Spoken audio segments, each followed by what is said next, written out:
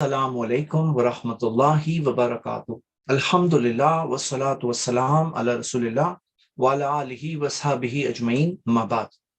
میں آپ سب کا استقبال کرتا ہوں ہماری آج کی قرآن سٹڈی کلاس میں، اور جیسے کہ آپ سب کو بتایا تھا میں نے کہ انشاءاللہ ابھی سے ہماری قرآن سٹڈی کلاس ٹیوزڈے اور وینسڈے رات میں انشاءاللہ 9:30 بجے ہوگی۔ انشاءاللہ یہ شیڈیول ہمارا آنے والی رمضان، اگلے سال کی رمضان تک ارادہ میرا ہے کہ یہی شیڈیول رہے انشاءاللہ۔ شروع کرتے ہیں۔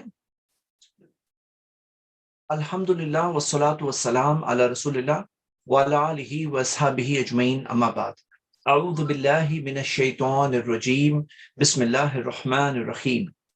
ہم آج اسٹڈی کر رہے ہیں سورۃ الغاشیہ۔ سورۃ الغاشیہ، غاشیہ کا مطلب ہے،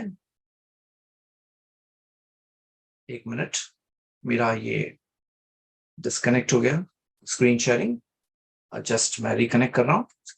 غاشیہ کا مطلب ہے، ہم دیکھتے ہیں کہ کور کر دینے والی، کور کر دینے والی یعنی کہ ڈھانپ دینے والی، ہاں، کور کر دینے والی۔ جسٹ اے منٹ، ٹھیک ہے، میں کو ہوسٹ ہو گیا ہوں، پھر سے اسکرین شیئرنگ کر دیتا ہوں۔ هل اتاک حدیث الغاشیہ، تو ڈھانپ دینے یعنی کور کر دینے والی۔ غشیہ یا غشا کا مطلب ہے ڈھانپ دینا، غاشیہ یعنی ڈھانپ دینے والی، اس میں فاعل ہے۔ اور اس کے اندر ہم یہ دیکھتے ہیں کہ کیا چیز ذکر ہے، اس میں کیا چیز کی طرف اشارہ ہے؟ قیامت کے دن کے تعلق سے اشارہ ہے۔ تو اللہ سبحانہ وتعالیٰ نے سورۃ الغاشیہ میں قیامت کے دن کے تعلق سے کچھ بہت ہی ہلا دینے والی باتیں ذکر کی ہے، اور اس میں آپ دیکھ سکتے ہیں کہ دو راستے کلیئرلی بتائے گئے ہیں، اور ہم سب کو ابھی ہی چوز کر لینا چاہیے کہ ہم کس راستے پر چلنا چاہتے ہیں۔ ذرا کوئی کنفرم کریں کہ میری آواز آپ لوگوں کو کلیئر سنائی دے رہی ہے، جو میں کہہ رہا ہوں وہ کلیئر سنائی دے رہی ہے؟ آپ ذرا کنفرم کریں۔ تو یہاں پر جس کنفرمیشن آ جائے میں آگے بڑھتا ہوں۔ جی اوکے، الحمدللہ، ٹھیک ہے۔ تو اس سورہ کے اندر 26 آیتیں ہیں، 26 آیتیں ہیں، یہ مکہ میں نازل ہوئی ہے۔ اور ہم دیکھتے ہیں سورۃ الغاشیہ کا جو آپ دیکھوں گے بیک گراؤنڈ، یہ اما سورہ، اما پارہ کے اندر ہے، جز اما کے اندر ہے۔ اچھا، جنہیں اب میری آواز نہیں سنائی دے رہی ہے وہ ایک بار ریجوائن کریں، کیونکہ باقی اسٹوڈنٹس کنفرم کر رہے ہیں کہ انہیں میری آواز سنائی دے رہی ہے۔ ٹھیک ہے، تو ہم دیکھتے ہیں جز اما کا حصہ ہے سورۃ الغاشیہ، اور اللہ سبحانہ تعالیٰ نے اس میں کیا فرمایا ہے؟ ایک سوال سے شروعات کی ہے، هل اتاک حدیث الغاشیہ، کیا تمہارے پاس آئی ڈھانپ دینے والی کی خبر؟ ڈھانپ دینے والی کی خبر کیا تمہارے پاس آئی؟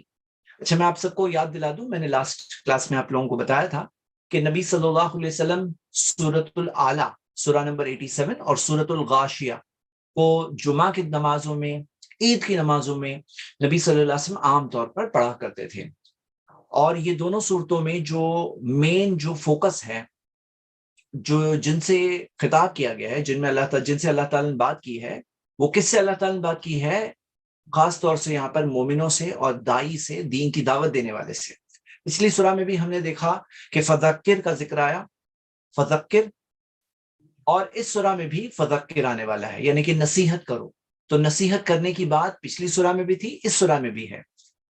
اور اس سے پہلے جو صورتیں بہت ساری گزری ہے سورۃ القیامہ سے، سورہ 75 سے لے کر جو صورتیں گزری، ان میں قیامت کے دلائل دیے ہوئے تھے۔ اس میں جو مین مخاطب تھے، جن سے بات تھی، وہ کون تھے؟ وہ جنہیں دعوت دی جا رہی تھی، مدعو جنہیں کہتے ہیں، جنہیں دعوت دی جا رہی تھی۔ اب یہاں پہ دائی سے خطاب ہے یہ دونوں صورتوں میں۔ اب ظاہر سی بات ہے کہ جمعہ کی نماز میں نبی صلی اللہ علیہ وسلم پڑھ رہے تھے، تو جمعہ کی نماز میں کون جمعہ کی نماز پڑھتا ہے؟ مومن، ایمان والے پڑھتے ہیں۔ تو یہاں پہ ایمان والوں کے لیے کچھ بڑی نصیحتیں ان صورتوں میں ہیں، اور جب اللہ کے رسول صلی اللہ علیہ وسلم بار بار ان دو صورتوں کو اہمیت دیتے اور ترجیح دیتے اور ایسے بڑے مقامات پر نبی صلی اللہ علیہ وسلم پڑھتے، تو اس میں بہت بڑی نصیحت ہے دین کی دعوت دینے والوں کے لیے، سارے مسلمانوں کے لیے۔ اور اللہ تعالیٰ نے یقیناً کنتم خیر امت اخرجت للناس، تم بہترین امت ہو جنہیں لوگوں کے لیے نکالا گیا ہے۔ تو لوگوں کے لیے نکالا گیا ہے ہمیں، اور یہ بات اللہ سبحانہ تعالیٰ نے ذکر کی ہے کہ تمہیں لوگوں کے لیے نکالا گیا ہے، اور ہمارا یہی معاملہ ہے، یہی ہماری ریئلٹی ہے کہ ہم صرف خود کا خود جیے نہیں، ہم لوگوں کے لیے نکالے گئے ہیں، تاکہ تامرون بالمعروف، اچھائی کا حکم دیتے ہو تم، وتنہون عن المنکر، تم برائی سے روکتے ہو، وتؤمنون باللہ، اللہ پہ ایمان رکھتے ہو. یہ ہے مفہوم کہ تم لوگوں کے لیے نکالے گئے. تو یہ دو صورتوں میں ہم خاص فوکس دیکھ رہے ہیں. شروعات ہو رہی ہے، اللہ تعالیٰ نے فرمایا هل اتاک حدیث الغاشیہ، کیا تمہارے پاس غاشیہ، ڈھانپ دینے والی کی خبر آئی؟ اب یہ جو سوال ہے، اس طرح کے سوالات قرآن میں کئی جگہوں پر ہے. حل اتاک حدیث موسیٰ ہے ذکر قرآن میں، حل اتاک حدیث ضیف ابراہیم، ابراہیم علیہ السلام کے مہمانوں کی خبر کیا تمہارے پاس آئی ہے. اور جیسے ہم نے پچھلی صورتوں میں پڑھے ہیں کہ فرعون اور سمود کی خبر کیا تمہارے پاس آئی ہے. ہاں، تو ہم دیکھتے ہیں کہ یہ باتیں ذکر ہے حل اتاکا کے ساتھ، کیا تمہارے پاس آئی خبر، کیا آئی تمہارے پاس، یہ بات ذکر ہے. اب اللہ سبحانہ و تعالیٰ جب یہ سوال پوچھتے ہیں، اس سے کیا کیا بینیفٹس ہے. سب سے پہلے تو جب سوال ہوتا ہے ایک انسان سے، تو وہاں پر اس کا ایک اٹینشن الگ ہو جاتا ہے، اس کا جو دھیان سے وہ سن رہا تھا، وہ بات الگ ہو جاتی ہے. ہم سب یہ بات کو جانتے ہیں. ڈائریکٹلی بھی اللہ تعالیٰ بتا سکتے تھے، موسیٰ علیہ السلام کی سٹوری بتا سکتے تھے، ابراہیم السلام کی مہمانوں کی کہانی بتا سکتے تھے، اللہ تعالیٰ واقعہ جو ہے وہ سب بتا سکتے تھے. لیکن اللہ سبحانہ تعالیٰ جب سوال پوچھتے ہیں تو سوال سے کیا ہوتا ہے؟ پہلا فائدہ یہ ہوتا ہے کہ لوگوں کا پورا اٹینشن کہ اب کیا بات آ رہی. دوسری چیز جو اللہ سبحانہ تعالیٰ نے کہا ہے کہ حل اتاک حدیث الغاشیہ، تو یہاں پہ ایک تو تصدیق ہے کہ غاشیہ واقعہ ہونے والا ہے، کیا تمہارے پاس خبر آئی. مطلب وہ چیز تو ہونے والی ہے، اس کی خبر کیا تمہارے پاس آئی. یہ بات ہے، وہ چیز، وہ واقعہ تو ہونے والا ہے، اس کی خبر آنا یہ یہاں پر ذکر ہے. اس میں ایک اور بات دیکھیے، لفظ حدیث کا معنی، لفظی استعمال یہاں آپ دیکھ رہے ہیں. حدیث کا مطلب ہے خبر، انفارمیشن، نیوز، کوئی خبر. اب جب حدیث نبی صلی اللہ علیہ وسلم کی ہوتی ہے، دیکھیے ایک ہے لٹرل طور پہ استعمال یعنی لفظی استعمال، ایک ہوتا ہے شرعی طور پر یعنی دین میں کیا معنی ہے. تو شریعت میں حدیث نبی صلی اللہ علیہ وسلم کا قول، فعل، عمل، نبی صلی اللہ علیہ وسلم کے تعلق سے جو باتیں ہیں، اور حدیث کا جو ڈیفینیشن ہے کہ قول، فعل، عمل، قول، فعل، تصدیق، ہاں، صفت خلقیہ، خلقیہ اور سیرہ، کہ ان کے اخلاق کے تعلق سے، ان کے تخلیق کے تعلق سے، ان کی سیرت کے تعلق سے. تو یہ کیا ہے؟ حدیث نبوی. حدیث نبوی کے لیے حدیث لفظ استعمال ہوتا ہے، لیکن اس کا لفظی استعمال بھی تو ہے نا. تو لفظی استعمال کیا ہے؟ خبر. اس کا لفظی استعمال یہاں ہم دیکھ رہے ہیں. غاشیہ کیوں کہا گیا قیامت کے دن کو؟ تو غاشیہ کے تعلق سے آپ دیکھیں گے کہ وہ دن ایسا ہے کہ ساری باقی چیزیں خبر ہو جائے گی. ساری چیزیں پوری طرح سے اوور ویلم ہو جائے گی. یعنی پوری طرح سے آپ یہ دیکھو کہ پوری طرح سے ساری چیزیں اس کے آگے جھک جائے گی. وہ دن اتنا غالب ہوگا. اس کے بارے میں تفسیر ہمیں ملتی ہے، ابن عباس، قتادہ، ابن زید، وہ کہتے ہیں کہ یہ اسے غاشیہ اس طرح سے اس لیے کہا گیا ہے کیونکہ لوگ پوری طرح سے اوور ویلم ہو جائیں گے، یعنی پوری طرح سے غالب آ جائے گے، اور یہ دن سب کے اوپر غالب آئے گا، یعنی لوگوں کے اوپر غالب آئے گا، کوئی اور چیز سوچے گی نہیں. غاشیہ پوری طرح سے یہ دن ہی ڈھانپ دے گا. مطلب آج جو ہے نا، لوگ دوسری بھاگ دوڑ میں، دوسرے کاموں میں سنتے ہیں، نہیں سنتے نصیحت کی باتیں، اہم باتیں، لیکن غاشیہ جو ہے جب وہ دن آئے گا تب تو پوری طرح سے کور کر دے گا، ڈھانپ دے گا یہ دن. ہاں، یہ معاملہ. تو اللہ تعالیٰ نے اس دن کے تعلق سے سوال پوچھا اور پھر بتایا وجوہ یومئذ خاشعہ، اس دن کچھ چہرے خاشعہ، ذلیل ہوں گے. ہاں، ذلیل ہوں گے. خاشعہ، خاشعہ کا مطلب کیا ہوتا ہے؟ خاشعہ کا مطلب ہے ذلیل ہونا. اور اللہ تعالیٰ نے یہاں پہ جو ذکر ہے خاشعہ، اس کا مطلب کیا ہے؟ ابن عباس نے ایک بہت انٹرسٹنگ بات کہی ہے، اور وہ کہتے ہیں کہ وہ ہمبل ہوں گے یعنی جھکے ہوئے ہوں گے چہرے، لیکن اس سے ان کو کچھ فائدہ نہیں ہوگا. اگر دنیا میں وہ خشوع اختیار کرتے ہیں، اللہ کے سامنے سرنڈر کرتے ہیں، اللہ کے سامنے جھکتے ہیں، ان کو فائدہ ہوتا. وہاں پہ تو جھکنا ہوگا انہیں، کیونکہ ان کے اعمال ایسے ہوں گے جب وہ انکار کر کے آئے ہوں گے، جب وہ برے کام کر کے آئے ہوں گے. تو وجوہ یومئذ خاشعہ. تو اس بارے میں ابن عباس کی تفسیر جو آئی ہے، ابن کثیر نے ذکر کیا ہے، اور اس میں جو یہ بات آئی ہے کہ اس دن ان کے جو کام ہے، یہ کام خاشعہ والا کام ان کے کوئی کام نہیں آئے گا. اور اس بارے میں قتادہ رحمہ اللہ وہ کہتے ہیں کہ خاشعہ کا مطلب ہے ذلیل ہوں گے اس وقت پر. ہاں، ذلیل ہوں گے.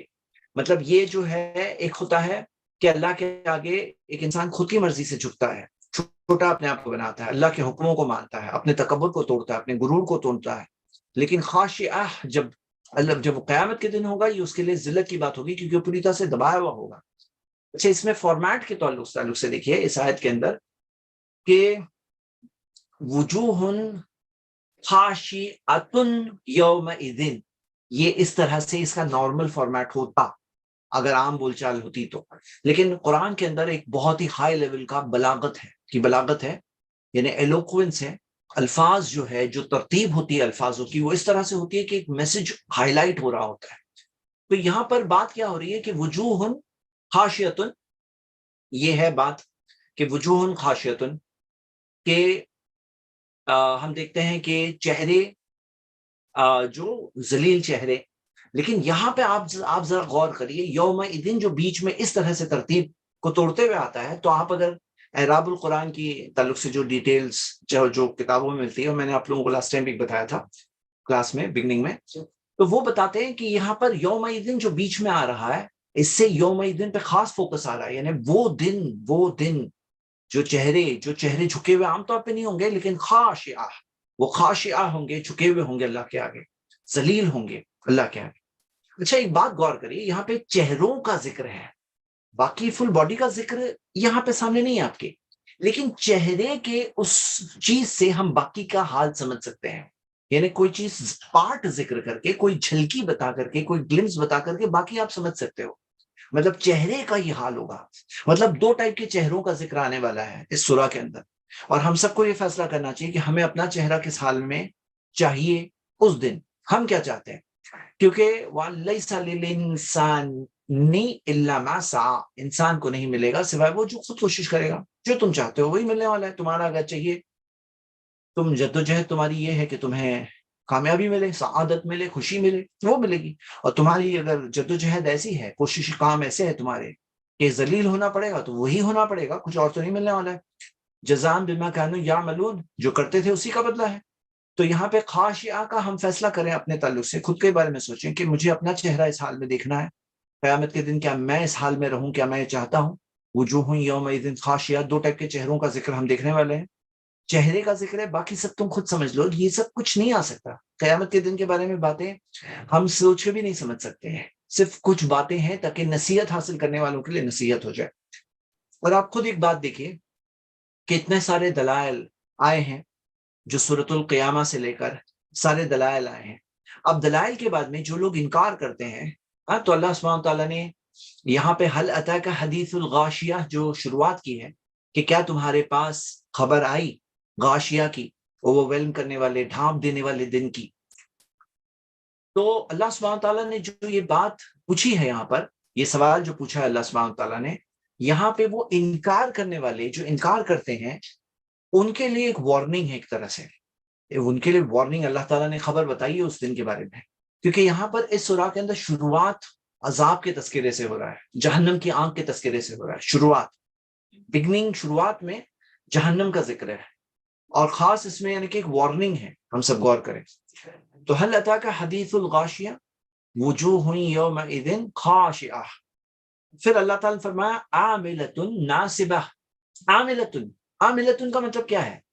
کام کرنے والے ہیں، ناصبہ محنت کر کے تھکے ہوئے ہیں، مطلب کام کرنے والے تھکے ہوئے، عاملۃ ناصبہ، کام کرنے والے یہ کون لوگ ہیں؟ کام کرنے والے، ناصبہ تھکے ہوئے، اللہ اکبر، یہ کون لوگ ہیں جو کام کر رہے ہیں، تھکے ہوئے ہیں، کام کر کر کے تھک گئے، جہنم کی آگ میں پہنچے، کون لوگ ہیں؟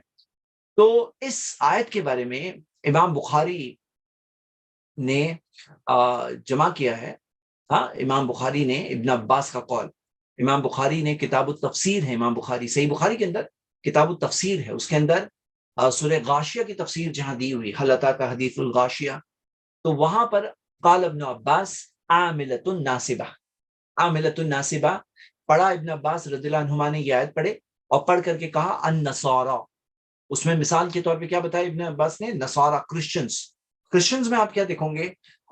جو رہبانیت اختیار کی، جو رہبانیت میں جد و جہد کرتے ہیں، ان کی جو مناسٹریز ہوتی ہے اس میں جو وہ لوگ جد و جہد کرتے ہیں، شادیاں نہیں کرتے ہیں، کیوں نہیں کرتے ہیں؟ کیوں شادیاں نہیں کرتے ہیں؟ پراپرٹی نہیں خرید سکتے، ان کے جو پادری ہوتے ہیں، ان کے جو فادرز اور جو پریس ہوتے ہیں، اتنی پیننس، اپنے اوپر اتنی تکلیف، ہاں، اور یہ چیز میں ابن عباس نے کہا کہ یہاں پہ نصارہ مراد ہے، ناصبہ، عاملۃ ناصبہ، لیکن اس میں دو طرف مفسرین گئے ہیں۔ ایک یہ ہے کہ یہ وہ لوگوں کی بات ہو رہی ہے جو دنیا میں جنہوں نے کوشش کی، محنت کی غلط راستے پر، مطلب غلط راستے پہ چلنے والے، عاملۃ کام کیے، ناصبہ تھک گئے لیکن جہنم کے آگ میں ہے، جہنم کے آگ میں ہے۔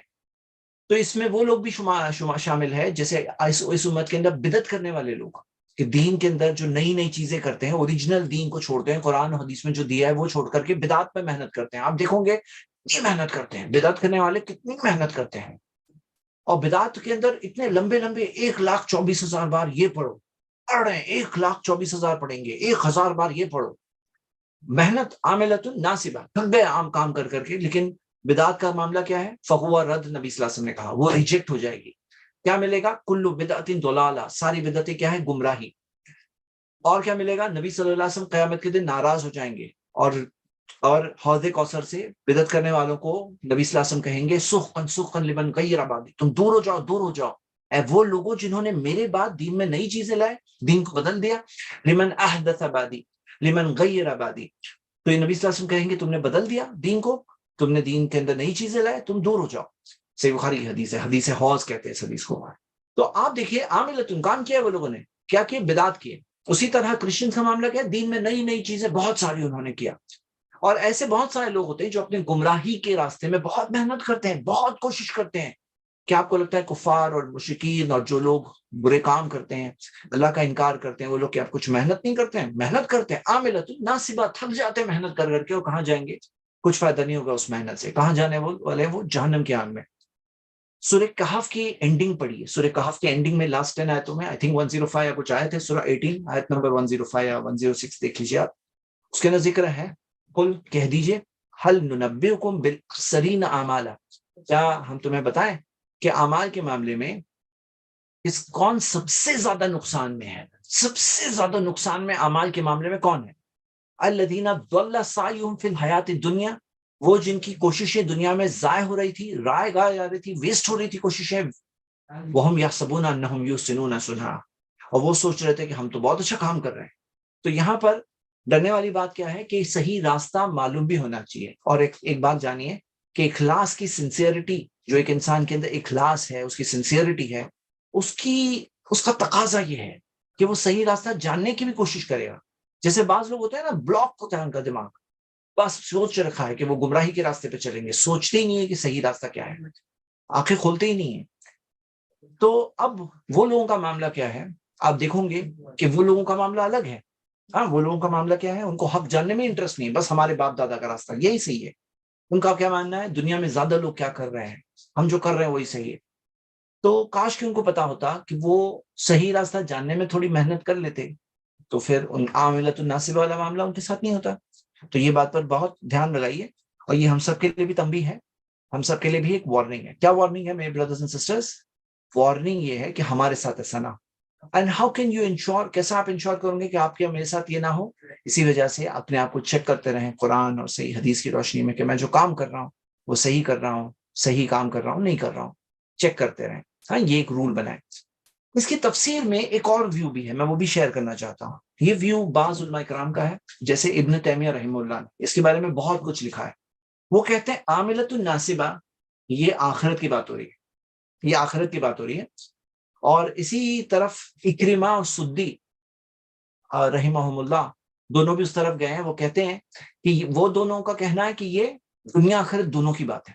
اب آخرت کی بات کیا مطلب؟ آخرت میں وہ اگلی آیت کیا ہے؟ تسلا نارن حامیہ، کہ تسلا نارن حامیہ، کہ وہ داخل ہوں گے جلتی ہوئی بھڑکتی ہوئی آگ میں، بھڑکتی ہوئی آگ میں داخل ہوں گے وہ لوگ۔ تو ابن تیمیہ رحمہ اللہ کہتے ہیں کہ وہ آگ میں ہوں گے، وہاں پہ انہیں عاملۃ الناصبہ، کام کرایا جائے گا، مطلب تھکانے والی سزا دی جائے گی۔ مطلب انہیں صرف ایسے نہیں کہ کھڑے آگ میں جل رہے ہیں، ان کو کرایا جائے گا، لیبر کرایا جائے گا۔ تو وہ کہتے ہیں کہ یہاں پر جو پہلی بات جو شروعات ہوئی نا، وجوہ یومئذ خاشعہ، تو وہ جو لوگوں کے چہرے ذلیل ہوں گے، عاملۃ الناصبہ، کہ وہ محنت کرتے ہوئے تھکے ہوئے، اور تسلا نارن حامیہ، بھڑکتی ہوئی آگ میں داخل کیے ہوئے۔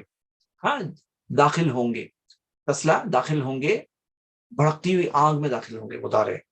تو اب یہاں پر غور کریے، وہ کیا کہتے ہیں کہ اس میں مستقبل مراد ہے۔ ابن تیمیہ انہوں نے کافی لمبا اس بارے میں ڈیٹیل لکھا ہے، اور آپ کو کئی حدیثوں میں ملے گی۔ جیسے کوئی ہوگا جو جہنم کی آگ میں، اس کی ڈیٹیل ملتی ہے کہ اس شخص کی آتڑیاں باہر ہوگی، اسے چکی کے چکر جیسے کاٹتا ہے ایک گدھا، ایسے چکر کاٹنے کہا جائے گا ایک شخص کا، یہ ڈسکرپشن ملتا ہے ایسی۔ تو وہ کہہ رہا ہے وہ آدمی کا معاملہ الگ ہے، اس کا ذکر ہوگا ڈیٹیل میں، وہ حدیث ہے۔ ایسی دوسری حدیثیں بھی ہے۔ تو ابن تیمیہ رحمہ اللہ کہتے ہیں، وہ کہتے ہیں کہ یہاں پر تسلا نارن حامیہ کے اندر، آگ کے اندر جو داخل ہونے کہا جائے گا، وہاں پہ آگ کے ساتھ میں اس کے لیے محنت اور مشقت والے کام بھی ہوں گے، جو ناصبہ، جس سے وہ پوری طرح سے ایک محنت کے طور پہ تھکا ہوا بھی ہوگا۔ لیکن ایک اور بات یہ ہے، ایک اور بات یہ ہے کہ عاملۃ الناصبہ کے اندر ایک اور بات یہ ہے کہ یہ جو اکرمہ رحمہ اللہ اور سدی نے کہا ہے، وہ کہتے ہیں کہ اس سے مراد اکرمہ اور سدی، اس سے کیا مطلب ہے؟ اس سے مطلب یہ ہے کہ دنیا آخرت دونوں کی بات ہے، یعنی انہوں نے کمبائن کیا ہے، دونوں ویوز کو کمبائن کیا ہے۔ کسی نے کمنٹ میں ابھی کہا ہے کہ فلاں سے ڈیبیٹ کر لو، جو فلاں کا ذکر آپ کر رہے ہیں نا چیٹ میں آلریڈی انتظار کر کے آیا ہوں، ٹائم دے کر 2 بار پیچھے پڑا ہوں، اور وہ پسند آنے تیار نہیں، اس کو جب آنا ہے ایڈوانس نوٹس دے مجھے، ٹائم فکس کرے، آ جائے انشاءاللہ، کوئی پرابلم نہیں ہے۔ یہ لوگوں کو ہائیڈ اینڈ سیک میں انٹرسٹ ہے، ان کو آ کے فیس ٹو فیس ٹاک کرنے میں کوئی انٹرسٹ نہیں ہے، یہی میرا تجربہ ہے۔ اور جو آتے ہیں اللہ کا احسان ہے، الحمدللہ حق غالب رہا ہے، صرف حق ہوتا ہے، اس لیے چلیے ہم آگے بڑھتے ہیں۔ 4 نمبر، تسلا نارن حامیہ۔ تو ہم نے یہ پڑھ لیے۔ اگلی آیت، تسلا نارن حامیہ کے بارے میں کچھ اور تفسیر ہے۔ تو یہاں پر نارن کی ایک صفت دی ہے، حامیہ، بھڑکتی ہوئی، بہت شدید گرمی والی۔ تو اس کی تفسیر میں ابن عباس رضی اللہ عنہما، حسن بصری، قتادہ، وہ سب کہتے ہیں کہ تسلا نارن حامیہ کا مطلب ہے جس کی آگ ایسی، حامیہ کا مطلب ہے کہ بہت ہی زیادہ گرمی والی آگ، حامیہ کا یہ مطلب بتاتے ہیں کہ بہت ہی زیادہ گرمی والی اور بھڑکتی ہوئی آگ، ہاں یہ بات ملتی ہے۔ تو یہ آگ اللہ سبحانہ تعالیٰ نے تیار رکھی ہے، اور یہ سزا ہے، ان کے کاموں کا نتیجہ ہے، جو کام انہوں نے کیا اس کا ہی نتیجہ ہے، تسلا نارن حامیہ۔ تسقا من عین آنیہ، تسقا کے اندر اللہ تعالیٰ نے بتایا ہے کہ وہ پلائے جائیں گے، من عین آنیہ، جو کیا چیز سے پلائے جائیں گے؟ چشمے سے، چشمے سے، عین چشمے سے، آنیہ جس کا آنیہ پانی کیسا ہوگا؟ چشمہ، لیکن چشمہ ہوتا ہے نا اسپرنگ، لیکن اس کے اندر اس کا پانی کیسا ہوگا؟ کھولتا ہوا پانی ہوگا، کھولتا ہوا پانی۔ تسقا من عین آنیہ۔ اور اس بارے میں آتا ہے کہ آنیہ کا مطلب، یہ تفسیر میں آتا ہے کہ ابن عباس، مجاہد، حسن بصری، سدی، وہ کہتے ہیں کہ اس کی آگ، اس کی وہ جو آنیہ، یعنی پانی کا ہائیسٹ جو لمٹ ہے، جو بوائلنگ پوائنٹ ہے، وہ میکسیمم لمٹ تک وہ گرم ہوگا، ابلتا ہوا ہوگا، میکسیمم پوائنٹ۔ اور آپ یہ دیکھیے کہ جہنم کی آگ کا ذکر ہے، اور اس کی ڈیٹیلز ہمیں دوسری صورتوں میں بھی ملتی ہے، سورہ رحمان میں بھی ذکر ہے کہ آگ میں جلیں گے، پھر وہ یہ کھولتا ہوا پانی انہیں پلایا جائے گا، آگ میں جلیں گے اور یہ کھولتا ہوا پانی ان کو پلایا جائے گا۔ تو یہ تسقا من عین آنیہ، ان کو پلایا جائے گا یہ ابلتی ہوئے پانی سے۔ میرے بردرز اینڈ سسٹرز، کیا کرنا تھا ان کو دنیا میں؟ دنیا میں ان کو کیا کرنا تھا؟ حق کو قبول کرنا تھا، سچائی کو جاننے کے، سچائی کو دیکھ کر آنکھیں بند نہیں کرنا تھی۔ اپنی زندگی میں سب سے زیادہ اہمیت اپنے مالک کو دینی تھی، جس نے انہیں بنایا، یہاں تک کہ اپنی ساری عبادت اسی کے لیے رکھنی تھی۔ ان سے اللہ تعالیٰ نے بہت کچھ نہیں مانگا تھا، ان سے اللہ تعالیٰ نے کیا مانگا تھا؟ یہی مانگا تھا کہ تمہیں جتنا کر سکتے ہو اتنا کرو، فاتقوا اللہ ما استطعتم، جتنا اللہ سے ڈر سکتے ہو اتنا ڈرو، جو نیک کام کرو، جتنا کر سکتے ہو کرو۔ اللہ تعالیٰ نے ہمیں کیپیسٹی کے، جو کیپیسٹی ہے نا، جو چیز طاقت کے باہر ہے، پیسے نہیں ہے، حج کرنے نہیں جا سکتے، مت جاؤ، ہاں کھڑے ہو کے نماز نہیں پڑھ سکتے، بیٹھ کے پڑھو، جتنی طاقت ہے اتنا کرنے کہا گیا تھا۔ کیا کیا وہ لوگوں نے؟ انکار کیا۔ کیا کیا انہوں نے؟ اللہ کی باتیں نافرمانی کی۔ اب دیکھو سزا، دنیا کے اندر لوگ دیکھ کے بولتے ہیں نا، ارے دیکھو یہ لوگوں کو دیکھو، کفر کرتے ہیں، شرک کرتے ہیں، کتنا پیسہ ان کے پاس، کیا مطلب رہا ہے؟ دیکھو یہ پوائنٹ پر، تسقا من عین آنیہ، دیکھو۔ اور ابھی آپ کنٹراسٹ دیکھو گے ایمان والوں اور کفر کرنے والوں میں، کنٹراسٹ آپ دیکھنے والوں، یعنی دونوں میں کتنا بڑا فرق ہے۔ آج دنیا کے اندر اللہ تعالیٰ نے امتحان کے طور پر ایسا رکھا ہے کہ اللہ تعالیٰ نعمتیں دونوں کو دیتا ہے، دونوں کو نعمتیں دیتا ہے، دنیا امتحان کی جگہ ہے۔ اب کوئی ایمان والا ہے تو پاس ہو رہا ہے، وہ اگر اپنے ایمان کے ساتھ زندگی گزار رہا ہے، اللہ پہ ایمان ہے، اللہ کا شکر کرتا ہے، ایمان کے ساتھ زندگی گزارتا ہے، نیکی کرتا ہے، اس کو اس کا بدلہ نہیں ملے گا کیا؟ اور جس نے دیکھ کر کے انکار کیا، کیا اس کو بدلہ نہیں ملے گا؟ بعض لوگ جو انکار کرتے ہیں نا یہ سب باتوں کا، ان کا کیا کہنے کا باٹم لائن کیا ہے ان کی معلوم ہے؟ کیا وہ بول رہے ہیں؟ وہ بول رہے ہیں کہ there should be no consequences, مطلب کوئی گناہ کرے، کفر کرے، دیکھتے ہوئے انکار کرے، غلط چیز کرے، اس کا کوئی نتیجہ نہیں ہونا چاہیے، کانسیکوینس نہیں ہونا چاہیے۔ دنیا میں نہیں ہے، دنیا میں ظلم کرنے والے ظالم، کفر کرنے والے، انکار کرنے والے، دیکھ کر کے انکار کرنے والے، جانتے ہوئے اس کو ریجیکٹ کرنے والے، سب برابر چل رہے ہیں زمین پہ۔ لیکن یہاں دیکھو تسقى من عین آنیہ، تو جو دنیا میں بہت کچھ بھی ملا، دنیا میں عیش و آرام کی زندگی اس نے گزاری کہنے کے لیے، اگر کیوں؟ کیونکہ جو شخص اللہ کے بغیر زندگی گزارتا ہے نا، اس کی زندگی میں خالی پن اس کو کاٹنے کو آتا ہے، اس کو زندگی میں جو اس کے پاس پرپس نہیں ہے، مقصد نہیں ہے، تو اس کی زندگی کیا ہے نا، کٹی پتنگ ہوتی ہے۔ ہاں، اس کی ایسی کشتی جس کا اینکر نہیں ہے، ایسی دنیا گزرتی ہے، پھر بھی وہ اس کی جنت ہے، وہ اس کی جنت ہے، ایسی دنیا۔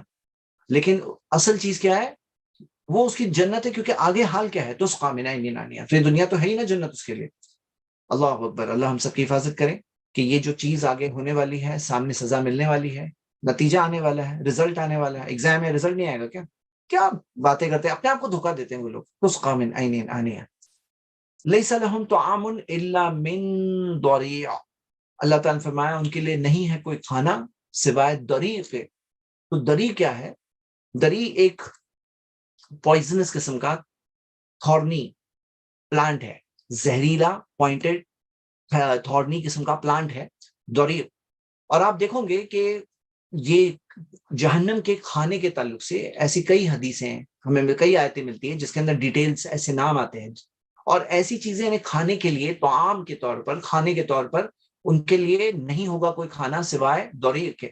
اور اس طرح کی چیزیں، یعنی اس ٹائپ کی چیزیں جو ذکر ہمیں اور آیتوں میں ملتا ہے دریع کے علاوہ۔ اور اللہ تعالیٰ نے کیا فرمایا؟ لا یسمن ولا یغنی من جوع، کہ وہ اس سے وہ نہ یسمن، موٹاپا نہیں ہوں گے، موٹے نہیں ہوں گے، انہیں اس کے اندر کیلریز وغیرہ نہیں ہوگی۔ لا یسمن ولا یغنی من جوع، نہ بھوک سے فائدہ پہنچائے گی، مطلب بھوک ہے، بھوکے ہیں تو اس سے کوئی فائدہ نہیں ہوگا، مطلب دورے کھا کر نہ اس کے اندر اس کی وجہ سے نہ ان کے اندر نرشمنٹ ملے گا، نہ غذا ملے گی، نہ اس سے بھوک مٹے گی۔ جیسے ہوتا کیا ہے نا کہ کچھ چیزیں ہوتی ہیں جس سے غذا نہیں ملتی ہے، نرشمنٹ نہیں ہوتا ہے، جنک فوڈ ہوتا ہے، لیکن بھوک مٹ جاتی ہے، ایسا ہوتا ہے نا دنیا میں۔ تو اس سے بھوک مٹ جاتی ہے لیکن غذا نہیں ہوتی اس کے اندر نرشمنٹ ویلیو زیرو ہوتی ہے، ہاں، لیکن بھوک تو مٹ جاتی ہے۔ تو اللہ تعالیٰ نے دونوں چیز کا نیگیشن کیا ہے کہ اس سے لا یسمن، اس سے غذا بھی نہیں ملے گی، ولا یغنی من جوع، نہ بھوک مٹے گی، یعنی بھوکے کے بھوکے رہیں گے۔ بھوک کی سزا ایک ذکر ہے، ایک تو وہ عاملۃ الناصبہ، محنت کر کے تھکے ہوئے، پھر جہنم کی آگ میں جل رہے ہیں، ہاں، اور ابلتا ہوا پانی دیا جا رہا ہے، کھانے کے لیے دوری دیا جا رہا ہے، اور ایسا کھانا جس سے نہ ان کو غذا مل رہی ہے اور نہ ان کو بھوک ان کی دور ہو رہی ہے، ہاں، نہ غذا مل رہی ہے نہ بھوک دور ہو رہی ہے۔ اللہ اکبر۔ اب یہاں پر سیکنڈ کیٹیگری پہ آتے ہیں، وجوہ یومئذ ناعمہ، کچھ چہرے اس دن نعمتوں میں ہوں گے، ہاں، کچھ چہرے اس دن نعمتوں میں ہوں گے، لسعیہا راضیہ، اپنی کوششوں سے خوش ہوں گے۔ کوشش، یہاں پہ بھی کوشش ذکر ہے، وہاں پہ عاملۃ الناصبہ ذکر ہے، یہاں پہ لسعیہا راضیہ ذکر ہے۔ اپنی کوششوں سے کیا ہوں گے؟ خوش ہوں گے وہ، مطلب جو عبادت کیے، جو نماز پڑھے، جو روزہ رکھے، جو حرام کا انکار کیا، جو نیک راستے میں بڑھے، جو علم حاصل کیا، جو عمل کیا، جو اللہ کا ذکر کیا، گناہوں کا انکار کیا، تو لسعیہا راضیہ، اپنی کوششوں سے وہ خوش ہوں گے۔ اچھا ہوا میں وہ گناہ کے راستے پہ نہیں گیا، اچھا ہوا میں نے وہ فلاں چیز نہیں کی، اچھا ہوا میں نماز پڑھا، اچھا ہوا میں نے اللہ کی عبادت کی، اچھا ہوا میں نے اللہ سے دعا کی۔ تو راضیہ، خوش ہوں گے وہ خوش ہونے کا وقت ہے۔ لسعیہا راضیہ، ان کے چہرے کا کیا ذکر آیا؟ ناعمہ، کہ نعمتوں والے ہوں گے، ہاں، ان کے چہرے نعمتوں والے، واو، ہاں چہروں کا ذکر اور جگہوں پہ بھی آتا ہے قرآن میں، ان چہروں کا ذکر اور جگہوں پہ آتا ہے. آپ دیکھوں گے کہ چہروں کی خوشی کا ذکر ہے. اللہ سبحانہ تعالیٰ نے بتایا کہ وجوہ یومئذ ناظرہ الی ربہا ناظرہ، اس دن کو چہرے خوش ہوں گے، اپنے رب کا دیدار کر رہے ہوں گے. تو اللہ تعالیٰ نے یہاں پہ ناعمہ کا ذکر کیا، نعمتوں والے ہوں گے، کہ چہرے جو ہے نعمتوں والے نے، اللہ تعالیٰ کی نعمتوں کا اثر ان کے چہرے پہ دکھائی دے گا. یعنی چہرے پر اس کی اللہ کی نعمتوں کا اثر دکھ رہا ہوگا. یعنی نعمتوں کا ایک لیول ہوتا ہے. جیسے ایک ہوتا ہے کہ اب مثال کے طور پر یہ ایک کھجور ہے، اب یہ کھجور اگر میں کھاؤں، الحمدللہ اچھا لگا، لیکن اس کا چہرے پر اثر آ جائے، مطلب نعمتوں کا اثر چہروں پر آ جائے، کیا درجے کی نعمتیں ہوگی. سبحان اللہ. وجوہ یومئذ ناعمہ. اور پھر فرمایا اللہ تعالیٰ نے لسعیہا راضیہ. میرے بھائیوں میری بہنیں، یہ دن کے لیے کوشش کرنا ہے، یہ دن کے لیے جس دن ہم پیچھے پلٹ کر جب دیکھیں گے تو ہم خوش ہو جائیں، الحمدللہ میں نے جو کیا، میں جو کام کیا میں نے، الحمدللہ اس کا بدلہ مل رہا ہے. لسعیہا راضیہ. پھر اللہ تعالیٰ نے فرمایا فی جنت عالیہ. جنت میں، ہاں جنت میں عالیہ، عالی مقام، اونچی جنت.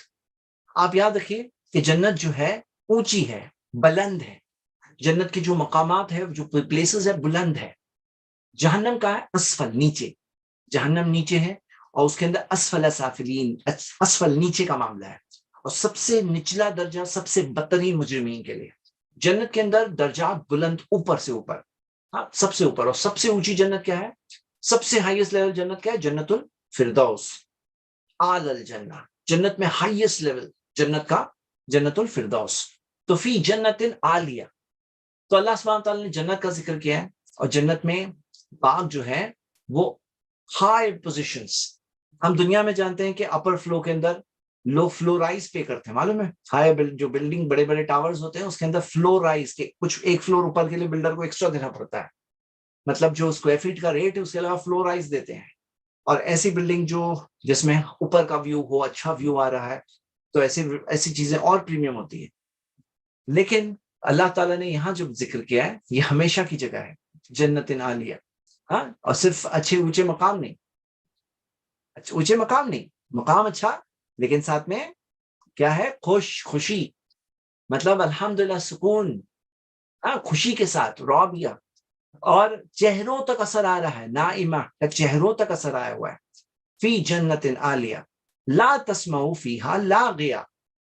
اللہ تعالیٰ نے فرمایا نہیں سنیں گے اس میں وہ کوئی لغو بات، کوئی غیر مناسب بات نہیں سنیں گے. کیونکہ اب سوچو کہ دنیا کا معاملہ یہ ہوتا ہے نا کہ کوئی شخص ہے، بڑے بہترین گھر ہے، لیکن مان لو کسی کی بیوی پریشان ہے، شوہر غصہ ہو رہا ہے، اچھا سا گھر ہے لیکن باتیں سن کر کے پورا سب معاملہ خراب ہو جاتا ہے. ہاں ایسا ہوتا ہے کیونکہ تکلیف ہوتی ہے نا دنیا میں. لغو باتیں، بری باتیں، تکلیف والی باتیں سن کر کے تکلیف ہوتی ہے. اچھے سے اچھی نعمتیں ہیں اس کے پاس، لیکن تکلیف کی وجہ سے سب چیز چلی جاتی ہے. تو اللہ تعالیٰ نے جنت کے بارے میں جو چیزیں ذکر کی تو بہت، یعنی آگے یہ چیز ذکر کی لا تسمعوا فیہا لاغیہ، کہ اس میں کوئی لغو بات نہیں ہوگی، کوئی بری بات نہیں ہوگی. اور یہ جس چیز سے انسانی فطرت میں انسان کو تکلیف پہنچتی ہے یہ چیز نہیں ہوگی جنت کے اندر. جنت ہے وہ جگہ. دنیا میں ہوگا، دنیا میں ہوگا، صبر کرنا ہے آپ کو، مجھے، ہم سب کو صبر کرنا ہے، یہی حقیقت ہے. اور اس سے کیا ہوتا ہے کہ اگر آپ سچے راستے پہ ہو اور اس وجہ اس کے باوجود آپ کو سننا پڑ رہا ہے تو پھر کیا ہے معاملہ کہ صبر کرو، اللہ کا بدلہ بہت بڑا ہے. ہاں اللہ کا بدلہ بہت بڑا ہے، اور اس کے اندر بہتر ہے. جیسے آپ دیکھو گے سورہ مریم میں اللہ تعالیٰ نے فرمایا لا يسمعون فیہا لغوا ولا سلاما الا سلاما، کہ نہیں وہ سنیں گے کوئی لغو بات الا سلاما، صرف سلامتی. جنت میں صرف سلامتی. اور سورہ طور میں اللہ تعالیٰ نے فرمایا، سورہ طور میں لا لغو فیہا ولا تاثیم، کہ اس میں جنت میں نہ کوئی لغو ہوگا، کوئی فضول کی بات ہوگی، نہ گناہ ہوں گے. ہاں ولا تعتیم، نہ گناہ ہوں گے. تو یہ اللہ تعالیٰ نے ذکر کیا. اچھا اس میں ایک اور چیز دیکھیے کہ یہاں پہ لا یسمعون جو ہے نا سورہ مریم میں لا یسمعون، تو یعنی یہاں پر جنتیوں کی ذکر ہو رہا ہے، لیکن یہاں پہ لا تسمعوا، کہ تم نہیں سنو گے. تم میں سب سے پہلے کون مراد ہے؟ نبی صلی اللہ علیہ وسلم، جو پہلے جنتی ہوں گے. اور ان کے بعد میں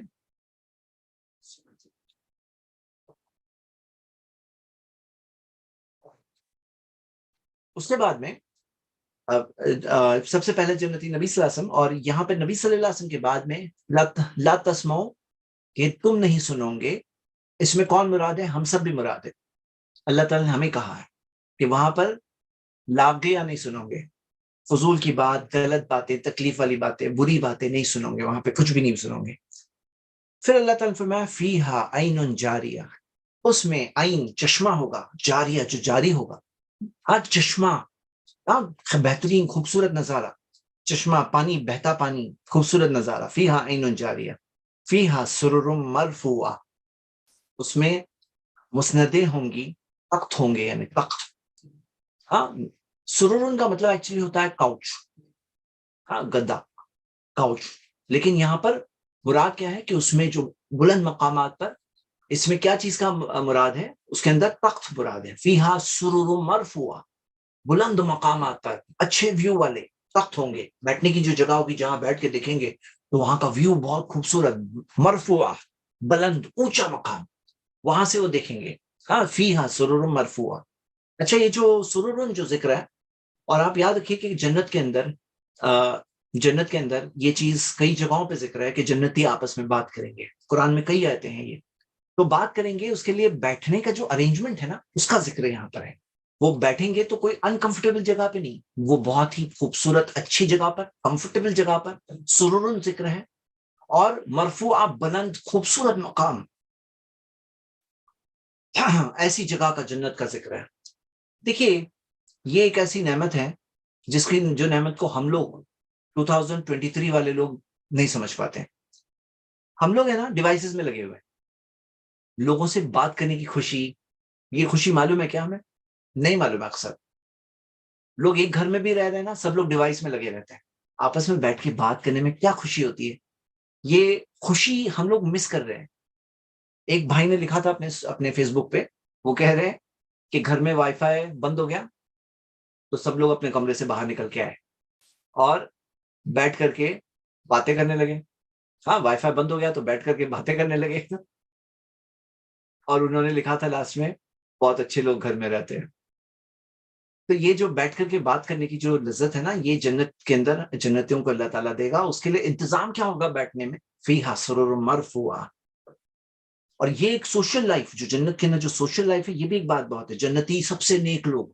ہاں، اور یاد رکھیے، آپ جتنے بلند مقام پہ پہنچے، آپ کو ویسی کمپنی وہاں ملے گی۔ آپ نیچے والے لیول پہ ویسی کمپنی، اور معلوم ہے جنت کے سب سے جو نیچے لیول کے لوگ ہوں گے نا، وہ جہنم سے آئے ہوئے لوگ ہوں گے، وہ جہنم میں جل کے آئے ہوئے لوگ ہوں گے، اور بلند مقام پہ ڈائریکٹ جنتی، ہاں، جو سب سے نیچے والے ہیں، جو جہنم میں جل جل کے آئے ہیں، سزا لے کر آئے ہیں، ایسے ایمان ذرہ برابر بھی ہے تو آئیں گے نا، جہنم سے نکلیں گے، ایمان ذرہ برابر بھی ہے۔ یہ بھی بات ہے کہ بعض لوگ گناہ کرنا جب شروع کرتے ہیں نا، تو کفر میں جا کے ہی رکتے ہیں، گناہ جو ہوتا ہے ان کو کفر تک لے کے چلے جاتا ہے، یہ ان کی کہانی ہوتی ہے۔ لیکن جنت میں کبھی بھی یہ مت تمنا کرو کہ میں نیچے والا جنتی بنوں، جنت کے اونچے مقام کی تمنا کرو۔ اسی لیے نبی صلی اللہ علیہ وسلم نے فرمایا کہ جنت کے اندر دعا کرو جنت کے لیے، اذا سالتم اللہ فصل الفردوس، جب اللہ سے مانگو تو جنت الفردوس مانگو، آپ کو وہ کمپنی ملے گی وہاں پر۔ وہ اکواب موضوعہ، اب وہ انتظام ہے، اس کے اللہ تعالیٰ نے فرمایا کہ ان کے لیے پیالے موضوعہ، جو رکھے ہوئے اپنی جگہ پر بیوٹیفل طور پہ سجائے ہوئے پیالے ہوں گے، پیالوں کے اندر ان کو جو چیزیں پلائی جائے گی، ہاں، اور یفجرونہا تفجیرا جو ذکر ہے، یفجرونہا تفجیرا، کہ چشمہ جو جہاں وہ چاہیں گے وہ چشمہ پھوٹ نکل آئے گا، ہاں، یفجرونہا، چشمہ وہاں پر یعنی برسٹ اوپن ہو جائے گا، مطلب نکل آئے گا چشمہ۔ تو یہ بھی ذکر ہے قرآن کی دوسری آیتوں میں ہم پڑھ چکے ہیں۔ وَأَكْوَابٌ مَوْضُوعَةٌ، تو کپس اپنی جگہ پہ رکھے ہوئے ہوں گے، مطلب چشمے میں سے پینا آپ کیسے پئیں گے؟ تو اس کے جو گلاسز ہوں گے، خوبصورت سے پیالے ہوں گے، جو کپس ہوں گے، اور آپ کو پتا ہے جنت کے اندر سونے اور چاندی کے برتن ہوں گے، یہ جنت میں ہے۔ دنیا کے اندر ایمان والوں کو سونے اور چاندی کے برتن میں کھانے منع کیا گیا، یہ جنت کے لیے رکھا گیا ہے، دنیا میں منع کیا گیا ہے، کیونکہ دنیا میں کھاؤ، غرور اور گھمنڈ آپ کے اندر آ جائے تو چیز کیا ہے؟ فیل ہو جائیں گے، ذریعہ بن جائے گا، وہ کب بن جائے گا؟ فیل ہونے کا ذریعہ۔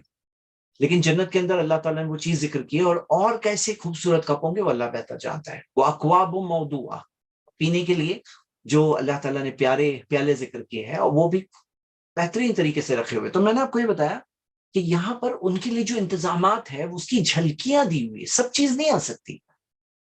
مالا عین رات، آنکھوں نے نہیں دیکھا، ولا اذن سمعت، کانوں نے نہیں سنا، ولا خطر علی قلب بشر، انسان کے دل میں خیال تک نہیں آیا. یہ حقیقت ہے، یہ ریالٹی ہے. لیکن کچھ چیزیں ذکر ہے کہ اس سے تم سمجھو تھوڑا کہ کیا چیز اللہ تعالیٰ نے کیا انتظامات تیار کر رکھے ہیں. واقواب موضوعہ ونمارق مصفوفہ، نمارق، اور جو تکیے، بیٹھنے کے لیے تو تخت ہے، اور اس کے اندر کیسے بیٹھنا ہے، بیک ریسٹ کیا ہے، اس کے اندر ٹیک لگانے کے لیے کیا ہے، تو تکیے مصفوفہ، صف در صف، صف در صف، وہاں بیٹھنے کے لیے تکیے. ظاہر سی بات ہے وہاں پہ جنتی بیٹھیں گے، آپس میں گفتگو کریں گے اور بلند مقامات پر بیٹھ کے دیکھیں گے، اور کئی ساری باتیں ہوں گی. جنت کے اندر کافی ساری چیزیں.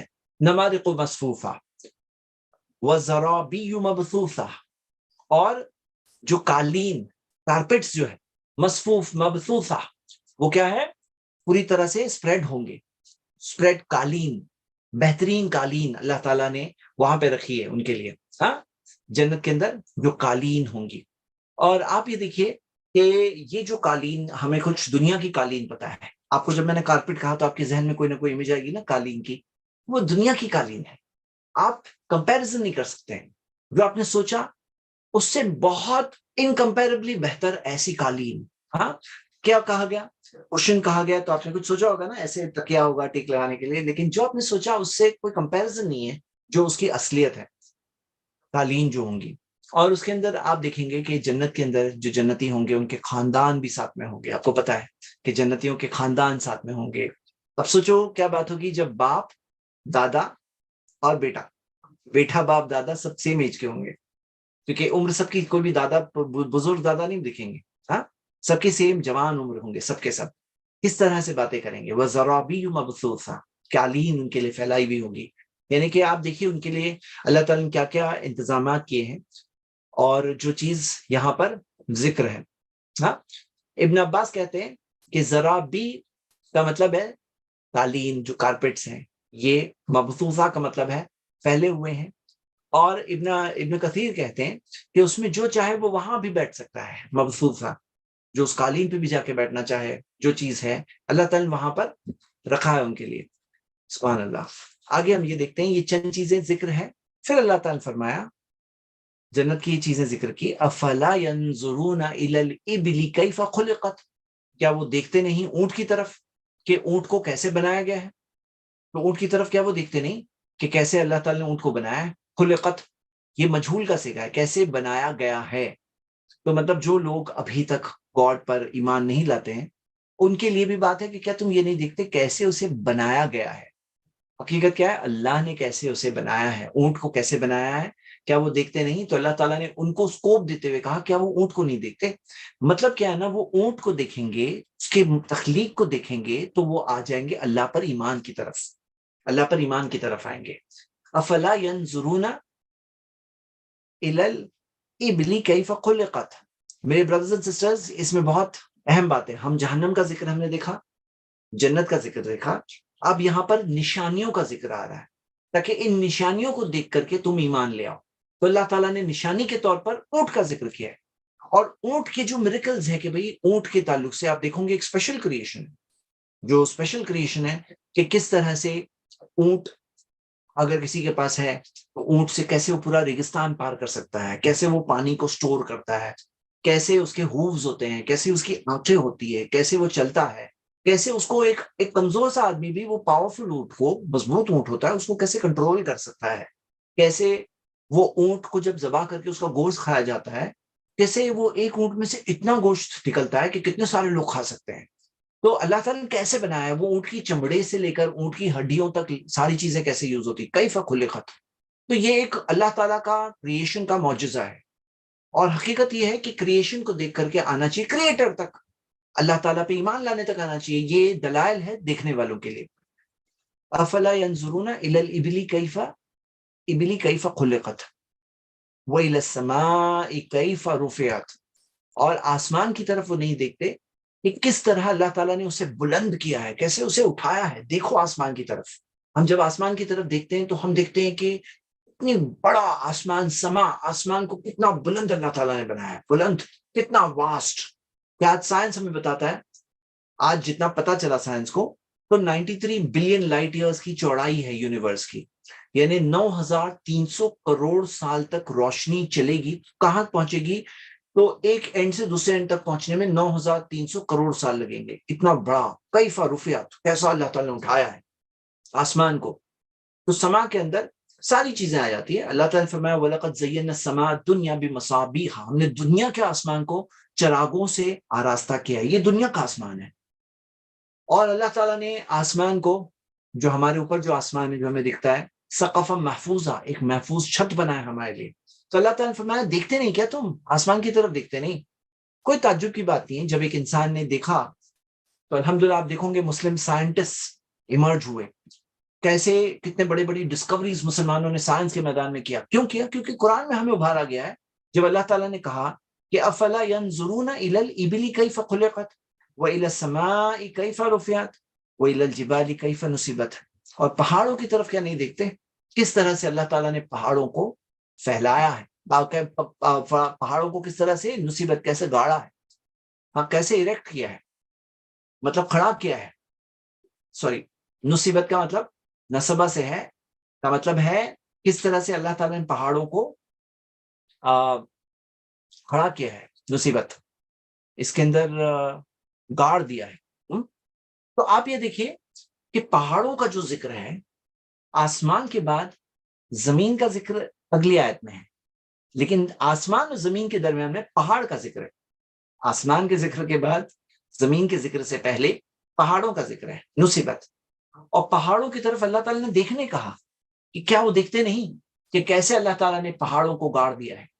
تو پہاڑوں کا آپ دیکھوں گے کہ کس طرح سے پہاڑ بنتے ہیں، اور پہاڑوں کی وجہ سے کس طرح سے زمین میں سٹیبلٹی ہے، کہ کس طرح سے پہاڑوں کی گہری روٹس ہوتی ہے. جو نصیبت یہاں پہ ذکر ہے نا، کہ جتنا پہاڑ اوپر دکھتے ہیں زمین سے اوپر، اس سے زیادہ پہاڑ زمین کے نیچے ہوتے ہیں. اور اللہ تعالیٰ نے فرمایا الم نجعل الارض مہادا والجبال اوتادا، کہ ہم نے زمین کو ایک مہاد، ایک پالنے کی طرح بنایا ہے، اور پہاڑوں کو میکھوں کی طرح، میکھیں یعنی جو ٹینٹ پیگ ہوتا ہے اس کی طرح، جس سے ٹینٹ پیگ وہ ٹینٹ رکتا ہے. تو پہاڑوں کو میکھیں بنایا. اور میکھیں جب اللہ تعالیٰ نے کہا ہے، جب یہ لفظ آیا اوتاد، تو اس سے کیا پتا چلتا ہے کہ جتنا اوپر ہے اس سے زیادہ نیچے ہے نصیبت. ہاں، نصیبت میں بھی وہ بات ذکر آ رہی.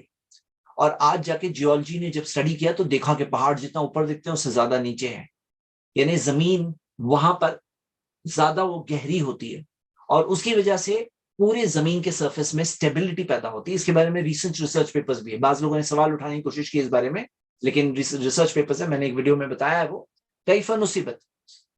اور پھر اللہ تعالیٰ نے فرمایا کہ پہاڑوں کا 4 چیزیں ذکر کی، اور پھر 3 چیزیں ذکر کی، اور چوتھی چیز کیا ہے؟ زمین.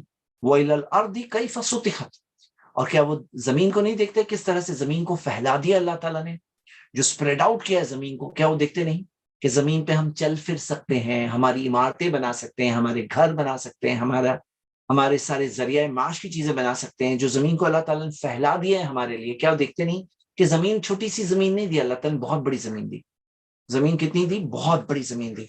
اتنی بڑی زمین کہ میں نے ایک ویڈیو میں کیلکولیشن بتایا ہے کہ اگر میں نے الگ الگ جگہ کا جو مجھے ابھی یاد ہے، وہ یہ یاد ہے کہ اگر سارے کے سارے لوگ دنیا کی، اگر 800 کروڑ آبادی اگر ایک ہی جگہ پر آ جائے، پوری زمین دنیا خالی ہو، اور پورے کے پورے انسان جو ہے ایک ہی مہاراشٹر میں سپوز آ جائے، تو بھی کئی اسکوائر فیٹ کا پلاٹ ملے گا ایک انسان کو. اتنی زمین بڑی ہے.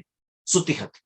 اچھا، ایک تعجب کی بات یہ ہے کہ اس آیت کو بتا کر بعض لوگوں نے الزام لگایا کہ اسلام میں یہ بتایا گیا ہے کہ زمین چپٹی ہے، زمین چپٹی ہے. تو یہ بات کے اندر ان کو سمجھنا چاہیے کہ لفظ ارض زمین کے لیے یعنی لینڈ کے لیے بھی آتا ہے، لینڈ زمین جس پہ ہم چلتے پھرتے ہیں، اور وہی لفظ ارض جو ہمارا پلانٹ ہے، گولا ہے، اس کے لیے بھی آتا ہے ارض. تو زمین یہ لفظ دونوں طور پہ استعمال ہوا. آپ ڈکشنری میننگ دیکھ سکتے ہیں. تو یہاں پہ جو زمین کو پھیلایا ہے، obviously پھیلایا ہوا ہے، زمین پھیلی ہوئی ہے. یہ کہا دیا چپٹی ہے، یہ کہا دیا ہے اللہ تعالیٰ نے پھیلا دیا ہمارے لیے. اس کا یہ مطلب نہیں ہے کہ زمین چپٹی ہے. کیوں؟ کیونکہ اللہ تعالیٰ نے فرمایا قرآن میں کل فی فلک یسبحون، سب کے سب اپنی فلک میں یسبحون کر رہے ہیں، اپنے آربٹ میں تیر رہے ہیں، سب کے سب اللہ نے کہا، سب کے سب کے کلن کے اندر زمین بھی آ جاتی ہے. اور دہاہا کے تحت بھی بعض لوگوں نے بتایا ہے کچھ کہ علم نجعل الارض مہادا والجبال نہیں والارض بعد ذلک دہاہا، سورہ نازیات سورہ 79 کے آیت نمبر 30 کہ اللہ تعالیٰ نے زمین کو اس کے بعد دہاہا بنایا. اور دہاہا کے بارے میں بعض لوگ اس بارے میں کوشچن کرتے ہیں کہ کیسے یہ آسٹروچیک آتا ہے، لیکن کچھ ڈکشنری سے بتایا ہے. اور میں بھی کوشچن کرتا تھا کہ دہاہا لفظ کے اندر کیا آسٹروچیک کی معنی ہے، لیکن جب میں نے خود اپنی آنکھوں سے ڈکشنری میں دیکھا کہ بعض اولڈ ڈکشنریز میں یہ چیز ذکر ہے، جب میں نے دیکھا تو یس اس کا بھی کہیں پہ اوریجن ہے. تو اینی وے بات یہ ہے کہ وَإِلَى الْأَرْضِ كَيْفَ سُطِحَتْ کہ زمین کو اللہ تعالیٰ نے کیسے پھیلایا. زمین کو اللہ تعالیٰ نے کیسے پھیلایا، یہ نعمت ذکر ہے، 4 نعمتیں ذکر ہے. اچھا یہ 4 نعمتوں کے بارے میں ایک کہانی بھی ہے، اس کے پیچھے ایک واقعہ ہے. کون سا واقعہ؟ صحیح بخاری میں واقعہ ہے یہ، جو دمام بن ثعلبہ کا واقعہ رضی اللہ عنہ، کہ یہ ایک بدو تھے جو آئے نبی صلی اللہ علیہ وسلم کے پاس، اور آ کر کے ان کے پاس نبی صلی اللہ علیہ وسلم کے بھیجے ہوئے لوگوں میں سے جو نبی صلی اللہ علیہ وسلم نے لوگوں کو بھیجا تھا، اور اللہ کے رسول صلی اللہ علیہ وسلم نے جو امبیسڈرز کو بھیجا تھا، جو الگ خطوں کے ساتھ لوگوں کو بھیجا تھا، اور عام لوگوں کو بھی پیغام لے کر بھیجا تھا. تو پیغام ان کے پاس بھی پہنچا. یہ آئے نبی صلی اللہ علیہ وسلم کے پاس اور کہا اے محمد صلی اللہ علیہ وسلم، تمہارا میسنجر میرے پاس آیا، تم نے جن کو بھیجا تھا وہ میرے پاس آیا، وہ کہتا ہے کہ اللہ نے تمہیں بھیجا. نبی صلی اللہ علیہ وسلم نے کہا صدقہ، سچ کہا اس نے کہا آسمان کو کس نے بنایا؟ تو نبی صلی اللہ علیہ وسلم نے کہا اللہ نے. اس نے کہا زمین کو کس نے بنایا؟ نبی صلی اللہ علیہ وسلم نے کہا اللہ نے. کس نے پہاڑوں کو اس میں رکھا؟ نبی صلی اللہ علیہ وسلم نے کہا اللہ نے. اس نے کہا کہ اس ذات کی قسم جس نے آسمان کو بنایا، زمین کو بنایا، پہاڑوں کو بنایا، کیا اس نے تمہیں بھیجا ہے؟ نبی صلی اللہ علیہ وسلم نے کہا نعم، ہاں. اس نے کہا کہ تمہارا میسنجر کہتا ہے کہ 5 وقت نماز پڑھنا ہے دن اور رات میں. نبی صلی اللہ علیہ وسلم نے کہا صدقہ، سچ کہا اس نے کہا کہ جس نے آپ کو بھیجا ہے تو کیا اس نے کمانڈ کیا، حکم دیا، یہ حکم کیا اس نے دیا، یعنی اللہ کی طرف سے؟ نبی صلی اللہ علیہ وسلم نے کہا نعم، ہاں. اس نے کہا، وہ آدمی نے کہا کہ تمہارا پیغمبر کہتا ہے، جس کو جو پیغام لے کر، پیغمبر نہیں کہیں گے، جو تمہاری طرف سے جو میسج لے کر آئے، نبی صلی اللہ علیہ وسلم نے ایسے کئی لوگوں کو بھیجا تھا، تو اس نے کہا ہے کہ ہمیں اپنے مال میں سے زکوٰۃ دینا ہے. نبی صلی اللہ علیہ وسلم نے کہا صدقہ، سچ کہا. تو آدمی نے کہا کہ کیا جس نے تمہیں بھیجا، ہاں اللہ نے، کیا اس نے تمہیں حکم دیا؟ نبی صلی اللہ علیہ وسلم نے کہا نعم، ہاں. اس نے کہا کہ تمہارے بھیجے ہوئے یہ میسج لے کر آئے ہوئے جو ہے، انہوں نے کہا کہ حج کرنا ہے کعبے کا، اگر جو استطاعت پائے اس کے لیے. نبی صلی اللہ علیہ وسلم نے کہا صدقہ. تو ایسے سوالات پوچھے اس نے، اور پھر اس نے کہا اور 5 ارکان ایمان اور جو باقی 4 ارکان، 5 کا ذکر آیا. اس نے کہا کہ اس ذات کی قسم جس نے تمہیں سچ کے ساتھ بھیجا ہے، میں ان میں سے کوئی بھی چیز چھوڑوں گا نہیں اور اس میں کوئی کمی بھی نہیں کروں گا. نبی صلی اللہ علیہ وسلم نے کہا، آگے وہ چلے گئے اور یہ بات کہتے ہوئے چلے گئے. نبی صلی اللہ علیہ وسلم نے کہا ان صدقہ لیدخلن الجنۃ، اگر انہوں نے سچ کہا ہے وہ یقیناً جنت میں داخل ہوں گے. یہ حدیث صحیح بخاری صحیح مسلم میں ہے. تو یہاں پہ صحابہ کہتے ہیں کہ یہ جو سوالات جو اس نے پوچھا، اور وہ یہاں پہ سورہ غاشیہ کے اندر جو باتیں ذکر ہے اس سے میچ ہو رہی تھی، یعنی اس میں سے کئی چیزیں وہاں پر آئی تھی، اور یہ کئی چیزیں ہیں جو اللہ تعالیٰ نے دی ہے، اور اللہ تعالیٰ نے ہم سب کو بھی غور کرنے میں یہ ساری چیزیں ہمارے سامنے ہیں. ایک انسان اگر ریگستان میں رہتا ہے اسے کیا دکھے گا؟ آسمان دکھے گا، زمین دکھے گی، پہاڑ دکھیں گے، اونٹ دکھے گا، یہ چیزیں اس کے سامنے ہوں گی، ہے نا. تو یہ ان کے لیے سوچنے کے لیے بات ہے، اور ہم سب اس سے نصیحت لے کر ہمارے آس پاس کیا چیزیں دیکھ کر کے اللہ کو یاد کریں. اس میں ایک اور بات ہے کہ دائی کے تعلق سے ایک بات یہ دیکھیں گے کہ جو دین کے دائی ہے، جو دین کی باتیں ہیں، تو ان کو یہ کہا گیا ہے خاص طور سے کہ کیا وہ لوگ یہ دیکھتے نہیں. تو ہمیں دیکھنے کہا گیا، غور کرنے کہا گیا، اور یہ چیزوں پر غور کر کے نصیحت حاصل کر کے لوگوں کو بتانے کہا گیا. فذکر، اللہ تعالیٰ نے پھر کہا کہ تو نصیحت کرو، انما انت مذکر، کیونکہ تم ہو نصیحت کرنے والے. نصیحت کرنے کا کام نبی صلی اللہ علیہ وسلم نصیحت کرنے والے، ہمارے نبی صلی اللہ علیہ وسلم، اور ہم ان کی پیروی کرتے ہیں. انا ومن اتبعنی، میں اور جو لوگ میری پیروی کرتے ہیں وہ سب کیا کرتے ہیں؟ وہ سب ادعو الی اللہ، اللہ کی طرف بلاتا ہوں میں. نبی صلی اللہ علیہ وسلم کو نے کہا، سورہ یوسف کی آیت ہے، اللہ بصیرہ، دلائل کے ساتھ، انا ومن اتبعنی، میں اور جو میری پیروی کرتے ہیں وہ. تو میرے بھائی میری بہنیں، ہمیں بھی اس پہ چلنا ہے. فذکر انما انت مذکر، نصیحت کرو کیونکہ تم ہو نصیحت کرنے والے. لست علیہم بمسیطر، تم ان کے اوپر داروغہ ذمہ دار بنا کر نہیں بھیجے گئے ہو، مطلب مینیجر نہیں بنایا کے بھیجے گئے ہو، مسیطر کہ نصیحت کرنا تمہارا کام ہے، تم ان کے اوپر ایسا نہیں کہ جبرن تمہیں پکڑ کر کے لازم کر کے کسی کو پابند کر کے کرانا ہے۔ بعض لوگ ایسا الزام لگاتے ہیں کہ اسلام تلوار کی دھار پہ پھیلایا گیا، اس کا جواب اسی آیت میں موجود ہے، اور بھی جگہیں ہیں، لا اکراہ فی الدین، دین میں کوئی زور زبردستی نہیں ہے، یہاں پہ بھی دیا ہے لست علیہم بمسیطر، تمہیں ان پر داروغہ بنا کے نہیں بھیجا گیا ہے۔ تو ہمیں کیا کرنا ہے؟ نصیحت کرنا ہے، ہمارا کام کیا ہے؟ نصیحت کرنا ہمارا کام ہے، ہم کسی کو فورس نہیں کرتے، اس کا اختیار ہے، ہم نصیحت کریں گے نہ، اگر کوئی انکار کرے تو ہم اس کے تعلق سے مایوس ہو جائیں، ایسا بھی نہیں کریں گے۔ ہمارا کام کیا ہے؟ نصیحت کرنا، انما انت فذکر انما انت مذکر، کہ نصیحت کرو کیونکہ تم ہو نصیحت کرنے والے، نصیحت کرنا ہی اس امت کا کام ہے، اور ہمیں نصیحت کرتے رہنا ہے۔ اور اس میں ایک بہت بڑی بات اس چیز میں ہے کہ کبھی کبھار دعوت دیتے ہیں اور کوئی سمجھتا نہیں ہے، کسی کو بتائے کوئی سمجھا نہیں، تو اس کے بعد آدمی کا دل چھوٹا ہو جاتا ہے، مایوس ہو جاتا ہے، وہ نیک کام چھوڑ دیتا ہے، اچھا کام کرنا چھوڑ دیتا ہے۔ تو یہاں پہ ایسا نہیں ہونا چاہیے ہمارے ساتھ، کیونکہ ہمارا کام نصیحت کرنا، ہدایت دینا اللہ کا کام ہے، یاد رکھیے اس بات کو۔ اللہ تعالیٰ نے قرآن میں کیا فرمایا کہ انک لا تہدی من احببت، آپ انہیں ہدایت نہیں دے سکتے جن سے آپ محبت کرتے ہو، تو یہ صحیح بات ہے، ولکن اللہ یہدی من یشاء، اللہ جسے ہدایت دینا چاہتا ہے دیتا ہے، واللہ عالم بالمہتدین، اللہ جانتا ہے کون ہدایت کے لائق ہے۔ ہدایت کے لائق کون ہے؟ ہمیں تو کوئی بہت اچھا لگ رہا ہے، لیکن وہ ہدایت کے لائق ہے یا نہیں، اس کی اصلیت اللہ جانتا ہے۔ یہدی الیہ من اناب، سورہ رات سورہ 13 آیت نمبر 27، اللہ اسے ہدایت دیتا ہے جو اللہ کی طرف پلٹتا ہے، اللہ جانتا ہے اس کی اصلیت، ہم نہیں جانتے، ہمارا کام کیا ہے؟ نصیحت کرنا۔ آیت نمبر 23، الا من تولا وکفر، سوائے اس کے جو پلٹ گیا اور کفر کیا، جو پلٹ گیا اور کفر کیا۔ یہ مثال کیا ہے نا، فلا صدق ولا صلی ولکن کذب وتولی، اللہ تعالیٰ نے فرمایا نہ اس نے صدقہ کیا دیا، نہ نماز پڑھا، ولیکن پلٹ گیا، اور کذب انکار کیا، جھٹلایا اور پلٹ گیا۔ تو اللہ تعالیٰ نے فرمایا الا من تولی وکفر، سوائے اس کے جو پلٹ گیا اور کفر کیا۔ پھر اس کا کیا؟ جو تو پلٹ گیا، اتنا سب آسمان زمین سب چیز اس کے سامنے دلیل کے طور پہ موجود ہے، اللہ کے پاس کے نصیحت کرنے والے اللہ کے پیغمبر، سچے پیغمبر ان کے پاس آئے، پھر بھی اس کے بعد میں وہ انکار کرتا ہے، پلٹ گیا، تو اللہ تعالیٰ نے فرمایا فَيُعَذِّبُهُ اللَّهُ الْعَذَابَ الْأَكْبَرَ، اللہ تعالیٰ اسے ایک بہت بڑا عذاب دیں گے، بڑا عذاب۔ جب اللہ نے عذاب الاکبر کہا، بڑا عذاب، تو سمجھ جانا چاہیے یہاں پر فَيُعَذِّبُهُ اللَّهُ الْعَذَابَ الْأَكْبَرَ، دنیا میں چھوٹی موٹی سزا دیکھتے ہو تم، چھوٹی موٹی تکلیفیں دیکھتے ہو، عذاب الاکبر تمہیں معلوم نہیں ابھی تک، عذاب الاکبر اللہ تعالیٰ دیں گے۔ اِنَّا إِلَيْنَا إِيَابَهُمْ، اللہ تعالیٰ نے فرمایا کہ ہماری ہی طرف انہیں لوٹنا ہے۔ کہاں لوٹنا ہے؟ اللہ کی طرف لوٹنا ہے نا، کہاں جاؤں گے؟ کہاں جاؤں گے بتاؤ؟ اللہ تعالیٰ کا ہماری طرف انہیں لوٹنا ہے، اللہ ہی کی طرف لوٹنا ہے، یہ ریالٹی ہے۔ دنیا میں سرکشی کرو، جھوٹ کہو، میڈیا میں چلو، غلط باتیں کرو، جاؤں گے کہاں؟ اسی مالک کے پاس جاؤں گے، کوئی اور جگہ ہے، کوئی اور جگہ ہے، کوئی اور مالک ہے، اصل جو ہم سب کا بنانے والا ہے اسی کے پاس تو جانے والے ہو، کیوں آنکھیں بند کرے ہوئے ہو؟ کیوں آنکھیں بند کی ہو؟ اِنَّا إِلَيْنَا إِيَابَهُمْ ثُمَّ إِنَّا عَلَيْنَا حِسَابَهُمْ، پھر یقیناً ہم ہی پر ہے ان کا حساب کرنا۔ حساب کون کرے گا؟ اللہ ہی حساب کرے گا۔ دنیا میں اللہ تعالیٰ نے امتحان کے طور پہ رکھا ہے، آخرت میں اللہ تعالیٰ نے فرمایا ان علینا حسابہم، ہمارے اوپر ان کا حساب۔ دیکھیے بعض لوگ گاڈ کو مانتے ہیں لیکن حساب کو نہیں مانتے، وہ لوگ سمجھتے ہیں گاڈ ہے وہ حساب نہیں کرتا ہے، وہ سمجھتے ہیں۔ بعض لوگ کہتے ہیں بلائنڈ فورسز آف نیچر ہے، بلائنڈ فورسز یعنی خود ہی بلائنڈ ہے تو حساب کہاں سے کرے؟ لیکن اللہ تعالیٰ کے ناموں میں سے نام ہے الحسیب، بہترین حساب کرنے والا۔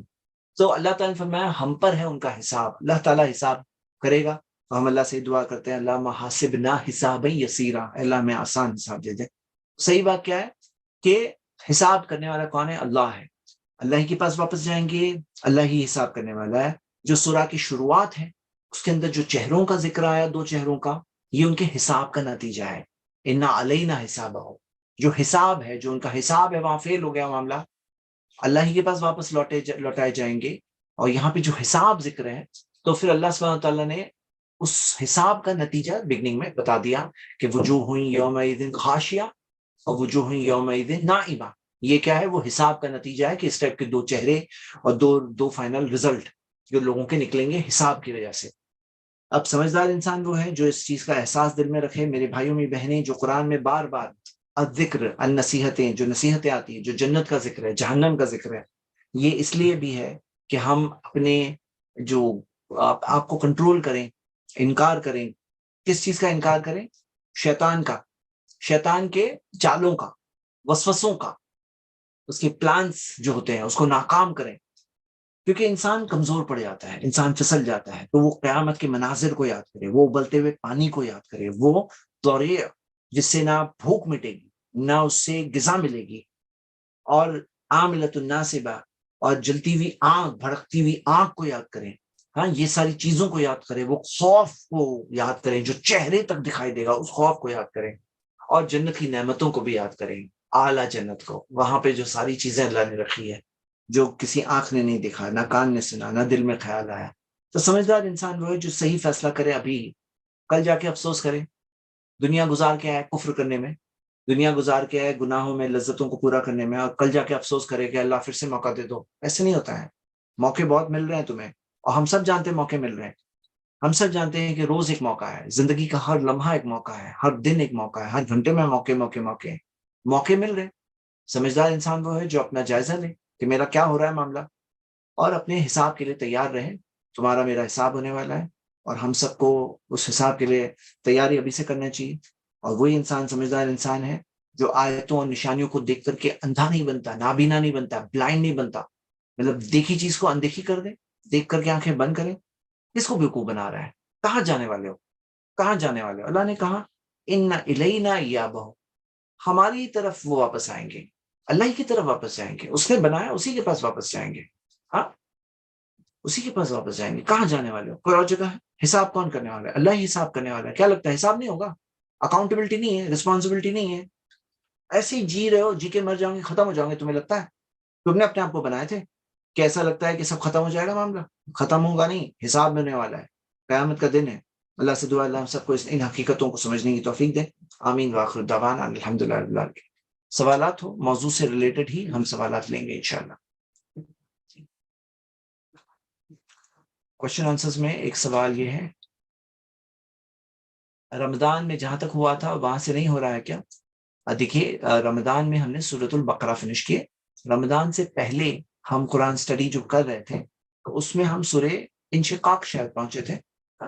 تو اسی وجہ سے رمضان بعد سے ہم وہاں سے کور کر کے اب ہم پورا جز اما ختم کریں گے انشاءاللہ. اس کے بعد سورہ آل عمران پہ واپس آئیں گے. تو ہم نے جو لاسٹ کے 10 پارے کیے ہوئے ہیں، 21 سے لے کر 30 جز اما ہمارا چل رہا ہے، یہ پوری ہر آیت کا کیے ہوئے. 21 سے پہلے ہم نے سلیکٹ آیتوں کا کیا تھا. تو اب ہم فل قرآن کا جو کر رہے ہیں، تو 21 سے 30 فنش کر دینا چاہ رہے ہیں. پھر سورہ بقرہ کے بعد سورہ آل عمران جہاں ہمیں پہنچنا ہے وہاں پہنچیں گے انشاءاللہ. یہ شیڈیول ہے جی. اور کوئی سوال؟ ٹھیک ہے، کوئی سوال ہو، 2 سوال ہم لے سکتے ہیں انشاءاللہ، پھر ہم اینڈ کر رہے ہیں اس کلاس کو.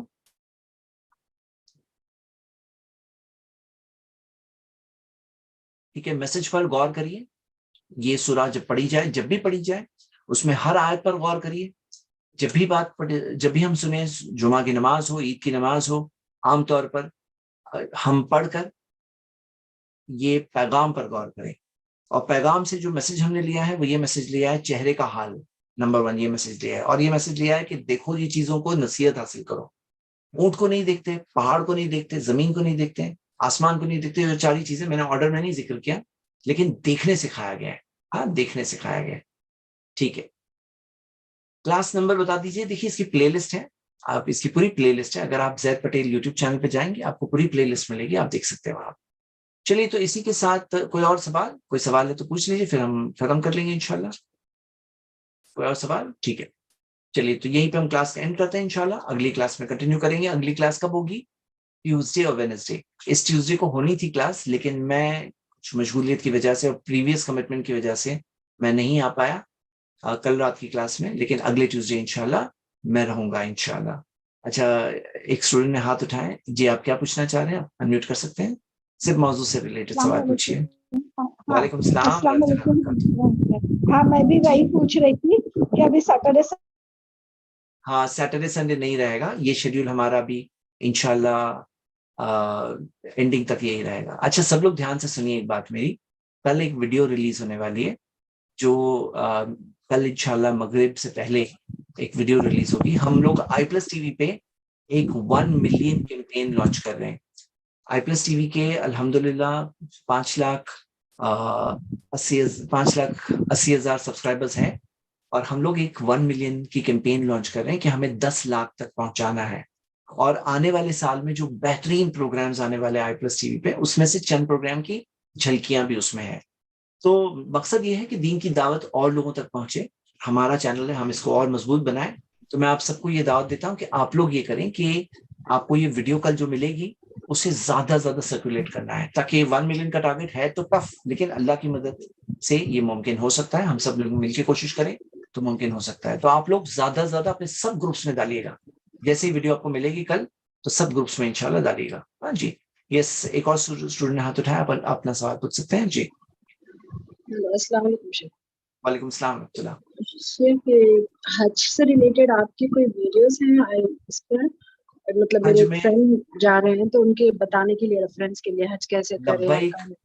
लब्बैक अल्लाहुम्मा लब्बैक नाम की एक सीरीज है हज की, और जिसमें अगर आप आई प्लस टीवी पे सर्च करें प्ले लिस्ट है जिसमें मैंने स्टेप बाय स्टेप पूरा बताया हज का तरीका, और बहुत ही दिल से यानी जान से बताया। समझ लीजिए सिर्फ इल्म नहीं शेयर किया, मतलब दिलो जान से जज्बा शेयर करने की कोशिश की है। आप जरूर उनको दीजिए वो लिस्ट, पूरी प्ले लिस्ट आपको आई प्लस टीवी पे सर्च करिए या ऐसे ही मोबाइल पे सर्च कर लीजिए। लब्बैक अल्लाहुम्मा लब्बैक आई प्लस टीवी जैद पटेल हज, आप सर्च करिए, आपको प्लेलिस्ट मिलेगी। 12-13 एपिसोड है शायद उसमें। हाँ, 12-13 एपिसोड में पूरा हज का स्टेप बाय स्टेप तरीका बताया गया है जी शेख। और एक सवाल, ये तकवा, ये जो औलिया अल्लाह का क्वेश्चन आया था मैं, तो तकवा जो ईमान लाए और तकवा रखे वो अल्लाह के औलिया है, फिर हाँ। उनकी क्वालिटीज में ना उनको गम होगा ना उनको कोई खौफ होगा। तो 2 आयत आ रहे हैं आंसर में, तो आंसर करने में मुश्किल होगा। तो मैं तकवे का डेफिनेशन पूछ रहे, क्वालिटीज ऑफ औलिया पूछ रहे। औलिया कौन है, उनके क्वालिटीज इस आयत में बताए, तो 2 आयत आ रहे हैं आंसर में। हाँ जी। तो तो इसमें 2 देखिए आंसर। औलिया कौन है। औलिया कौन है? अल्लदीना आमनू व कानू यत्तकून। ठीक है, हाँ, ईमान लाना और ये उनकी तकवा। क्वालिटी है। हाँ। अब उनके लिए खुशखबरी ये है कि उनको अल्लाह ताला ला खौफुन अलैहिम वला हुम यहज़नून, ये उनके लिए इनाम है। लेकिन अच्छा, कौन है वो है डेफिनेशन आमनू व कानू यत्तकून। हाँ, आमनू यत्तकून जो है ना, ये कौन है वो। अब इसके अंदर कौन नहीं है, जैसे उसमें ये भी दिया है कि कौन नहीं है औलिया। हाँ, कौन नहीं है? जो तो जो ईमान लोग नहीं है, ईमान तकवा नहीं नहीं। है, जिनके पास हाँ। तकवा नहीं है, जैसे आप देखोगे बाज लोग दिखते हैं नमाज नहीं पढ़ते हैं, बोले ये अल्लाह के औलिया है, शिर्क करने कहते हैं। अल्लाह के औलिया कैसे औलिया हो सकते हैं वो? हाँ, तो औलिया होने का चांस ही नहीं है। तो आमनु कानू यत्तकून जिनके पास नहीं है वो औलिया कैसे हो सकते हैं, है ना जी। जी जी, जज़ाकल्लाह। अस्सलाम वालेकुम रहमतुल्लाह। वालेकुम सलाम रहमतुल्लाहि व बरकातहू जी। हमने हज का पैसा भर दिया है, फिर बाद में हमारे मामू साथ में जा रहे थे और वो बीमार हो गए। जी फिर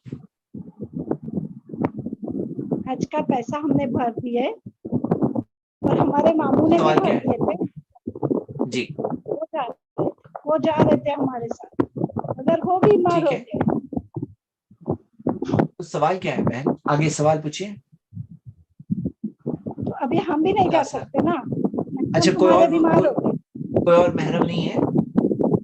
नहीं, कोई मामू के लड़के जा रहे, लेकिन उनकी बीवी भी जा रही है, और मामू की बीवी और मतलब मामू की बहू और मामू के बेटे जा रहे हैं। अच्छा, तो आप मामू के हिसाब से जा रहे थे, कोई और महरम नहीं उसमें जो जिन्हें ऐड किया जा सकता है? नहीं, हमारे लिए मैडम मामू ही थे, तो मामू को हार्ट की तकलीफ हुई, ठीक है, तो डॉक्टर बोल रहा है उनके 25% 20% हार्ट चल रहा, बोल नहीं जा सकते। अल्लाह कबूल करे, आप अल्हम्दुलिल्लाह, अल्लाह कबूल करे। इसमें क्या सोल्यूशन है कि पहले तो कोई महरम को देखिए, कोई और महरम मिल जाए, कोई और महरम, जैसे महरम की लिस्ट पूरी देखिए, उसमें से कोई हो, पूरी लिस्ट में से कोई हो महरम। हाँ, नहीं, कोई भी मैडम नहीं है, बस मामू के लड़के।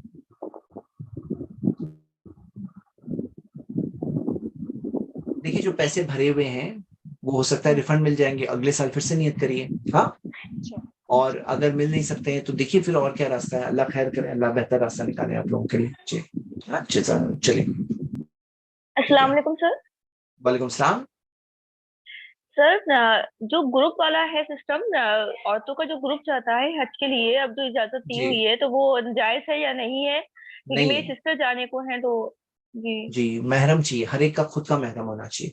ہاں, کیونکہ نبی صلی اللہ علیہ وسلم نے فرمایا ایما امرأۃ, جو کوئی عورت اللہ پہ ایمان رکھتی ہے, قیامت کے دن پہ ایمان رکھتی ہے, کہ تو وہ سفر نہ کرے الا مع ذی محرم, سوائے محرم کے ساتھ. ہاں, تو محرم ہونا ضروری ہے. عورتیں ایک دوسرے کی محرم نہیں بن جاتی. نہیں ہے اس کے پاس, اگر محرم نہیں ہے تو اس کے اوپر حج فرض بھی نہیں. اگر محرم ہی نہیں ہے اور محرم ہے تو حج کے لیے ضرور جانا چاہیے. جی جزاک اللہ خیر. ٹھیک ہے. اوکے, لاسٹ 2 اسٹوڈنٹس جو کوئک شارٹ سوال پوچھ لیجیے, ہم لوگ شارٹ جواب دے کے بند کرتے ہیں کلاس. جی لاسٹ 2 اسٹوڈنٹ جن کے ہاتھ اوپر ہے, جی سوال پوچھ لیجیے. السلام علیکم ورحمۃ اللہ وبرکاتہ. وعلیکم السلام ورحمۃ اللہ وبرکاتہ. جی شیخ, یہ موضوع سے ریلیٹڈ نہیں ہے سوال, لیکن روزوں کے بارے میں ہے. جو پیر اور جمعرات کا روزہ رکھتے ہیں نفل روزے, تو اس میں دوسرے چھٹے ہوئے روزے کو بھی نیت کر سکتے ہیں کیا, اور شوال کے روزے میں بھی نیت کر سکتے ہیں کیا؟ پوچھ جو فرض اور نفل روزوں میں نا کمبائن نہیں ہو سکتی نیت. ہاں, فرض اور نفل روزوں میں کمبائن نہیں ہو سکتی. جیسے کوئی سوچے کہ میں 4 رکعت جو فرض ظہر کی اور 4 سنت دونوں پڑھ لیتا ہوں, نیت ہے کہ 4 سنت بھی ہو جائے 4 فرض بھی ہو جائے, تو ایسے نہیں ہوتا ہے نا. تو فجر کی 2 سنت بھی ہو جائے 2 فرض بھی ہو جائے, دونوں کی نیت اسی میں ہو جائے, ایسے نہیں ہوتا ہے. وہ الگ الگ ہی ہو سکتے ہیں. جی اچھا, جزاک اللہ خیرا. ایک سوال ہے کہ اونٹ سے کیسے نصیحت حاصل کریں. تو اونٹ کے بہت سارے میریکلس ہیں, بلکہ اس کے اوپر ڈاکیومنٹری اگر آپ دیکھو گے اونٹ کے اوپر, تو لوگ ہے نا اونٹ کے اوپر غور کرتے ہیں, اونٹ کے بنانے والے پہ غور نہیں کرتے ہیں. یہ افسوس کی بات ہے. ہاں, تو ایسی ڈاکیومنٹری کسی کو یہ نہیں بتانا چاہیے, بچوں کے لیے اچھی ہے. کیا فلا ينظرون الى الابل کیف خلقت, اور جو چیز اللہ تعالیٰ نے خاص ذکر کی نا اس کے نا خاص میریکلس ہیں. سب جگہ میریکلس ہیں, سب جگہ معجزے ہیں, لیکن جو خاص ذکر ہے اس کے اندر اور خصوصی معجزے موجود ہیں. جیسے جہاں مچھر کا ذکر ہے تو مچھر میں خاص میریکلس دکھتے ہیں, کہ مچھر اللہ تعالیٰ نے بنایا ایک بالکل میریکل ہے. یعنی مچھر کے اندر, اونٹ کے اندر کئی سارے ہیں ایسے. جی جیسے میں نے کہا تھا ہم 2 سوال لیں گے, تو دوسرے کسی ایک اسٹوڈنٹ کو میں نے انمیوٹ کیا تھا. ٹھیک ہے, وہ نہیں کر پا رہے تو ایک دوسرے اسٹوڈنٹ کو موقع دے دیتے ہیں. جی 2008 آپ اپنا سوال پوچھ سکتے ہیں. جی